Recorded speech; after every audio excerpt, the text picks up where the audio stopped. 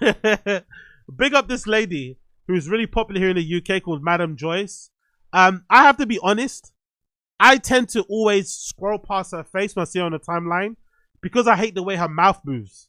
You know, similar to like Flocko, Poetic Flocko from No Jumper. He's got this thing where his mouth, like he does that thing like with his mouth. It fucking pisses me off. I don't know what it is about mouths, but the way his mouth moves, the way her mouth moves, I just can't listen to what they have to say. But when I do hear what she has to say, it's always super stupid. Like she's incredibly dumb. But I have to defend her in this regard because I feel like a lot of what she said was largely true, but she got some details wrong based on her review of Kendrick Lamar's performance at the NFL Super Bowl halftime show.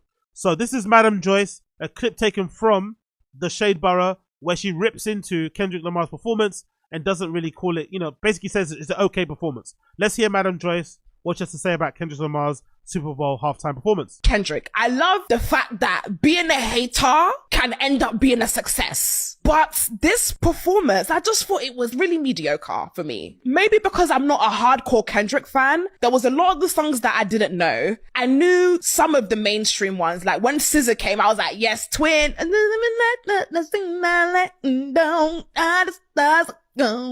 rest of them, I don't know. I thought the visuals was amazing. We had Samuel Jackson come on as Uncle Tom, and then obviously the dancers came and the American flag, and then obviously he performed They're Not Like Us. Uncle I just Tom. thought it was an okay performance. There are a lot Tom. of people on the internet who are like, oh my God, you just didn't understand. One thing I cannot stand is fake deepness. I come to watch the Super Bowl to watch a performance. I didn't come to think. I don't want to feel like I'm reading a book. So when I'm seeing, oh, but you did not understand the allegoric significance so of when the dancers were wearing blue, and the blue means so it signifies the sadness of the American like, bitch, I just want to dance. I don't want to watch a performance and then have to read a book to understand what the performance was about. Okay.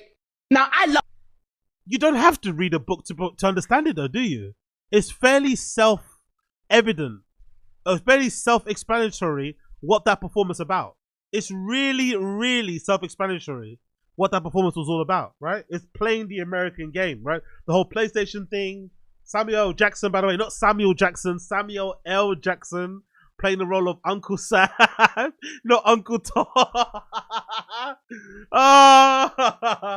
Uncle Tom, I think she's getting the roles mixed up there with Samuel L. Jackson, but yeah, I think it was very self-explanatory what he was trying to get at, and I think he got his message across there.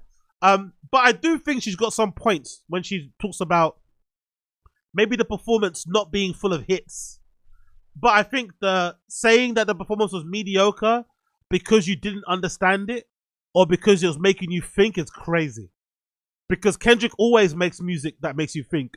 That's why people like him, because he's an artist of substance. He always has a message, right? So it seems like you're purposely not listening to him because he makes you think. Which says more about you than him, really, innit? Like, an artist makes me think too much. I just want to dance. But can't you have like one artist in your library? Everyone should have one artist at least, semi-conscious, worldly and whatever, who's able to kind of make you think, who's able to maybe make you consider things, make you ponder things, right? Maybe make you meditate. Maybe for me it's Black Thought. Maybe Black Thought is my guy for that sort of shit. But it's funny how she doesn't have anybody that does that for her. Everything's about vibes, right? But yeah, I just love how loud and wrong she is. That's the thing I love about her. How loud and wrong she is in it. But I do think what she said about the performance not having enough hit records was probably accurate. I was actually surprised. I'm not going to lie. I was generally surprised that he went with a GNX performance. I was surprised he went that way. To be fair, it's kind of brave if you think about it.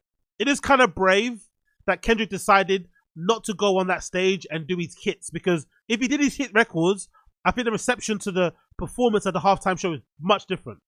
I personally didn't think it was that great, but I also loved the fact that he went on that stage and performed mainly a new album that a lot of people probably outside of hip-hop haven't listened to.